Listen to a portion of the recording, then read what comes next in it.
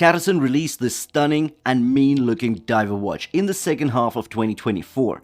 Priced at just $60, it utterly fits with the WesWatches channel motto: budget-friendly and high quality. This Aquadiver associates with a bad boy image in my mind. The matte black ceramic bezel insert is wide and assertive.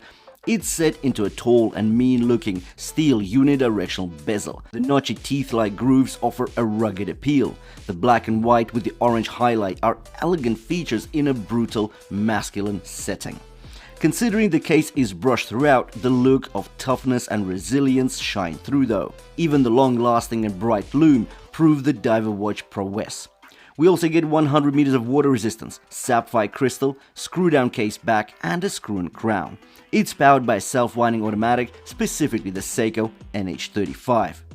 So this diver watch, I love it. I love the price, I like the refinement, and I love that masculine and really tough-looking watch. I do like it.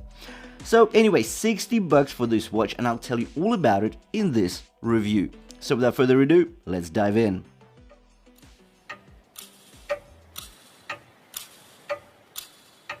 With regards to the dimensions, we get a diameter of 40mm, a lug-to-lug length of 46.5mm due to the inverted end link, so quite a reduced lug-to-lug length.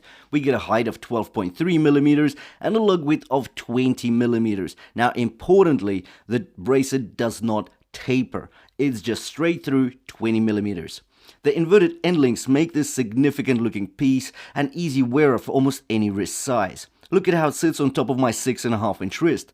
The angled down lug hoods appear to hug the watch to the wrist. There are no signs of any overhangs. It could potentially be a slight optical illusion via the black center dial and the white matte bezel, visually reducing the size. Let's take a look at the watch from above. The stark and definitive lines are so sincere and assertive. There is something brutal about it. Yet in my mind, the sportiness and assertiveness are the dominant features on this watch. Let's take a look at the profile.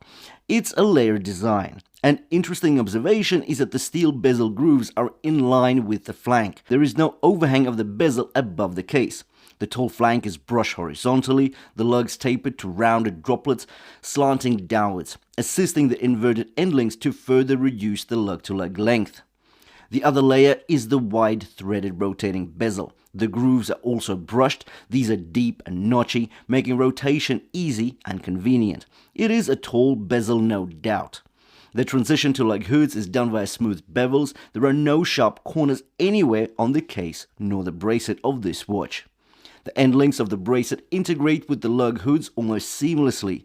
The inverted end links are both convenient and make this brutal looking bracelet more elegant.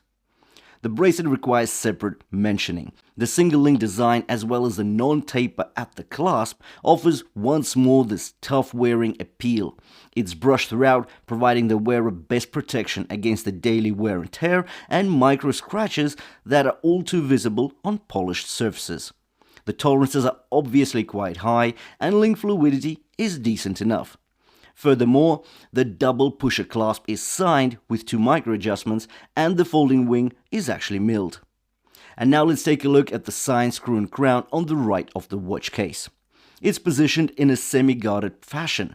The actual crown is tall and the wide notchy grooves offer easy rotation. A 6.8mm crown diameter is consistent with the rugged and largish and significant look of the watch overall. Flip the watch over to find the screw-down case back. Specs on the perimeter, key ones mentioning the automatic movement, stainless steel, and 100 meters of water resistance. The watch is actually powered by a Seiko NH35, a dependable Japanese self-winding automatic movement. It gets 24 joules, 21,600 beats per hour, 42 hours power reserve, and it's a hackable movement. And now I want to actually show you bezel action. Looks alone, the white and matte black ceramic bezel insert is very assertive in nature. Notice the prominent and tall indices on the bezel. The pip at 12 is also very notable within a downward facing triangle. The grip of the white threading allows for comfortable handling, and you'll need it considering there is no bezel overhang above the case. The rotation resistance proves consistent and assuring. It's not too heavy, but it's not too light either. The clicks are ratchet and pronounced, alignment at 12 o'clock is spot on, and most importantly, there is minimal backplay. And again, for $60, this is very good bezel rotation experience. Now let's dive in and talk about the crystal as well as the dial. The flat slab of sapphire crystal is a hairline above the bezel, protruding just above the 120 click unidirectional bezel.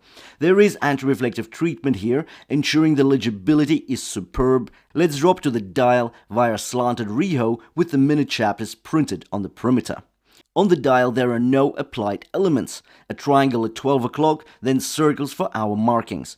The fat dabs of white are so befitting the overall look. But note the date window at 6 o'clock, also circular with a white date dial, all complementing the uniform styling of these circular hour indices. The fat hands offer excellent contrast. Notice the orange highlights for the additional contrast here.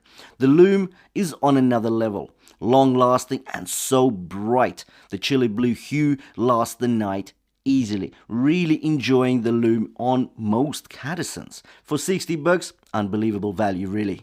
So that's the watch. This is what we get. The link to the listing is in the description below the video, so do check it out if you're after a sharp price. Thanks for watching the review. Hopefully you found it useful, interesting, and insightful. Thanks for watching, and I'll see you in the next one.